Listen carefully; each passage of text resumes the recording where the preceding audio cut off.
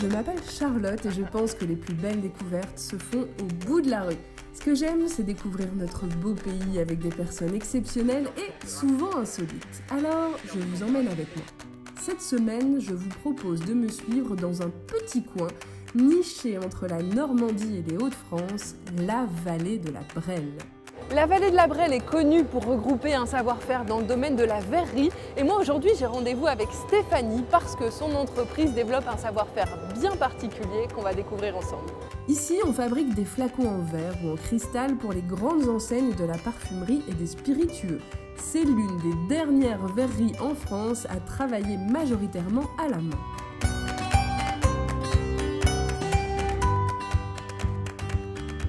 C'est vrai qu'on oublie souvent que le verre, à la base, c'est ça, c'est du sable.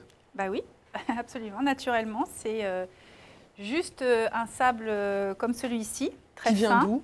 Qui vient de carrières françaises, qui a une nature voilà, un peu particulière, mais qui sert à la fabrication du verre. Alors pour faire un bon verre vert, il y a une recette là, 150 kg de sable, 57 kg de soude, 30 kg de chaux, c'est ça, c'est un mélange. Ouais, voilà, c'est un exemple de mélange. Chaque type de verre, en fonction de sa couleur, a sa recette.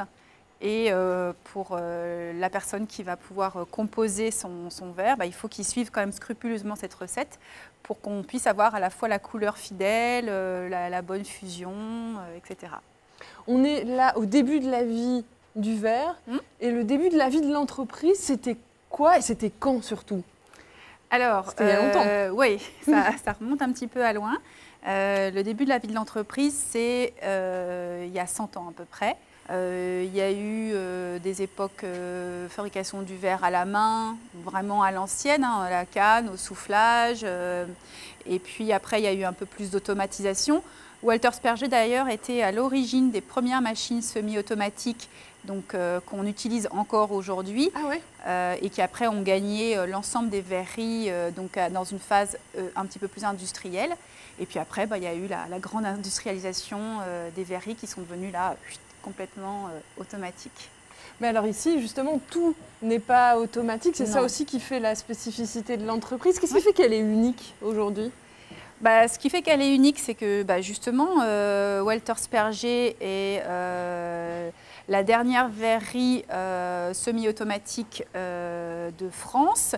Chez nous, les hommes ne sont pas là juste pour appuyer sur des boutons et pour faire tourner des machines, mais bel et bien pour manipuler le verre et lui donner sa forme. Alors, ils sont aidés par des outillages, donc il y a des moules, il y a des machines qui permettent de souffler, donc de créer le creux du flacon, mais toutefois, c'est quand même, ce sont encore quand même les hommes qui façonnent le produit final. On continue notre visite de la verrerie avec Stéphanie. Pour la petite histoire, cela fait un petit peu plus d'1 an qu'elle est arrivée ici. Avec son mari, ils ont repris cette entreprise centenaire, labellisée Entreprise du patrimoine vivant l'année dernière. Stéphanie, est-ce que tu te rappelles la première fois que tu es entrée ici? Qu'est-ce qu'on ressent quand on arrive comme ça, avec toutes ces machines autour? Qu'est-ce qui se passe? Je ne m'attendais pas forcément à de telles images, de telles impressions. C'est vraiment très impressionnant de voir cette matière en fusion. Régulièrement, les ouvriers mettent de la graisse en fait, sur les moules, ça prend feu. Donc, on a vraiment parfois l'impression d'être dans quelque chose qui vraiment, on se dit c'est l'enfer. Enfin, ouais. C'est quoi cet enfer de feu, de matière en fusion, c'est juste fou. Et eux qui manipulent ça au bout de leur pince. On a l'impression que c'est léger quand on les voit, mais en fait c'est super lourd. Non, c'est vraiment extrêmement lourd. Parce que toi, effectivement, donc tu as repris l'entreprise il y a un peu plus d'1 an. Tu as dû apprendre le métier ou tu connaissais déjà? Comment ça s'est passé? Alors, je ne connaissais pas spécialement le métier de l'industrie du verre, pour être tout à fait honnête. Après, je connaissais l'univers des clients qui sont les clients principaux de Walter Sperger, c'est-à-dire les marques de parfumerie. Et alors, tu as découvert quel métier? C'est quoi les métiers principaux là des hommes qui travaillent ici? Alors ici, sur un poste de travail, on va avoir une équipe standard, entre guillemets, c'est un cueilleur. Donc c'est celui qui va aller chercher le verre en fusion dans le four et qui va alimenter le moule. Donc le cueilleur, ensuite on a un presseur et un démouleur. Le presseur, c'est celui qui va donner la forme initiale au flacon. D'accord. Donc là, on est vraiment dans ce qu'on appelle l'ébauche. Donc là, il va faire en sorte de lui donner déjà sa taille, sa forme à peu près initiale, de façon à pouvoir transférer quelque chose de correct dans le moule finisseur. Et là, après, le moule finisseur permet d'obtenir la forme finale du flacon. Et le démouleur, lui, sa fonction, c'est de surveiller ce qui se passe dans le moule finisseur. Le produit a probablement atteint sa forme maximale. Je peux l'extraire et le flacon est terminé en quelque sorte. Enfin, en tout cas, la production à chaud est terminée.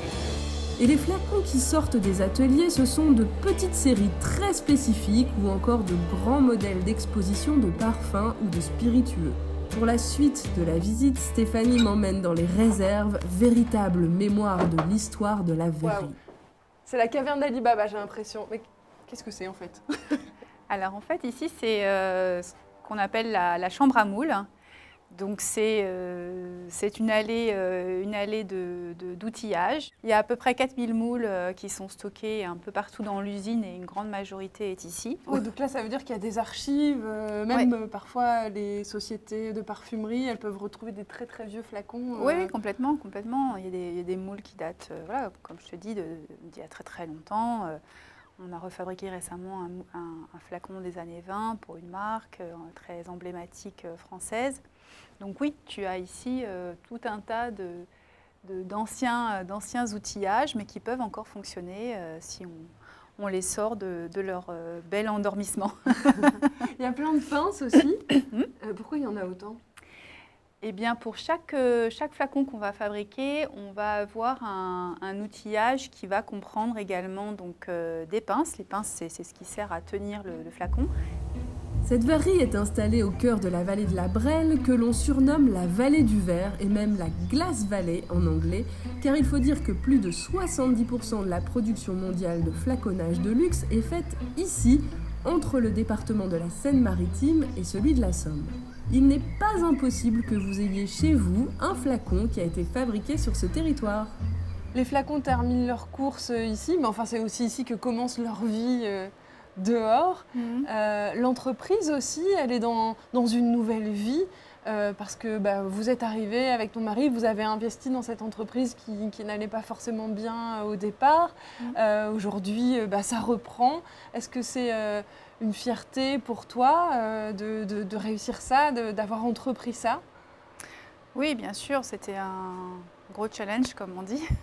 Voilà, on a eu à cœur, on a été, c'est sûr, séduit par le savoir-faire de cette entreprise et de se dire que voilà, c'était pas possible que cette entreprise ferme ses portes. Et aujourd'hui, un petit peu plus d'un an après, on est aussi très content de voir que ça prend forme, que le projet prend forme, que les choses avancent, que l'entreprise vit, qu'on travaille, qu'on a de la demande. Et voilà, et donc du coup, voilà, l'idée c'est quand même de pouvoir aussi former une sorte de famille, parce que c'est quand même une entreprise assez petite, on est une trentaine, donc voilà.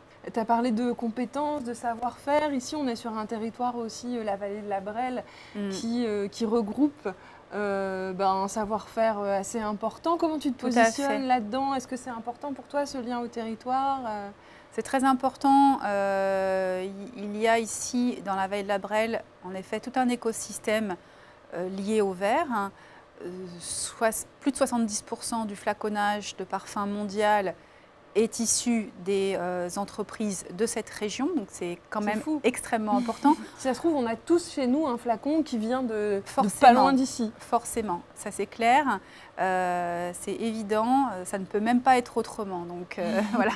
L'énorme intérêt de cette région aussi, c'est, comme j'ai dit tout à l'heure, l'écosystème, puisqu'on a ici, dans un rayon géographique extrêmement court, tout un tas de sous-traitants ou de prestataires. Donc on a d'un côté les moulistes qui nous fabriquent les moules, nous, Et puis, une fois qu'on a réalisé le verre, les prestataires de décor qui vont faire du laquage, la sérigraphie, qui vont réaliser un bouchon.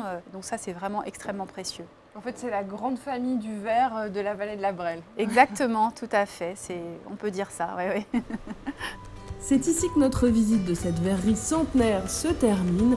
Pour revoir cette rencontre, je vous donne rendez-vous sur terredefrance.tv. Mais juste avant de vous quitter, j'aimerais vous faire découvrir un autre métier du verre, lui aussi plus que centenaire, vitrailliste. Arnaud de Landemare est vitrailliste. Son métier, la création et la restauration de vitraux. C'est un artisanat d'art, donc l'art ça doit être 5%, c'est le dessin de base et le résultat final. Et tout le reste c'est que de l'artisanat, donc chaque étape c'est quasiment un métier. Le vitrail demeure une technique qui n'a pas réellement évolué, à part effectivement peut-être les camions, les échafaudages en aluminium et l'énergie. Nous on va s'arranger pour ne plus altérer les pièces d'origine, que ce soit démontable sur la prochaine restauration pour qu'ils puissent les retrouver comme nous on les a eu dans l'état où on les a eus aujourd'hui. La Haute-Normandie recèle en ses églises et ses chapelles la plus importante collection de vitrages de France et la plus riche en qualité. En Normandie, il y a beaucoup de beaux vitraux selon 2 ou 3 périodes. On a beaucoup de vitraux du XVIe siècle, donc qui ont été peints par Arnaud de Nimègue ou Engrand-le-Prince, qui sont des verriers très réputés du XVIe siècle, qui ont un peu drainé les anciennes Flandres et tout le nord-ouest de la France, qui sont vraiment très remarquables. Il y a quelques pièces intéressantes à aller voir d'ailleurs au musée départemental des Antiquités à Rouen, avec des portraits réalisés par Engrand-le-Prince. Donc ça a été un peu une révolution graphique nationale à ce niveau-là. On est dans un cœur, un bassin historique là-dessus, au 19e aussi, un peu comme tout le bassin parisien. On a de très très grands peintres verriers, c'est l'époque du vitrail tableau. On va avoir des peintures magnifiques. Arnaud de Landemare a découvert et appris son métier vers 23 ans auprès de maîtres verriers. Aujourd'hui, il est heureux de transmettre à son tour sa passion et son savoir-faire. C'est un métier à 200% transmission, pas du tout inventé. Après, finalement, ce qui fait notre savoir-faire au bout de quelques années, ça va être le mélange des différentes informations et des différentes méthodes qu'on nous a appris par étapes. Donc là, j'ai vraiment décidé de transmettre à une personne en particulier. On dit toujours l'élève doit dépasser le maître à un moment donné, ce serait l'ordre naturel des choses.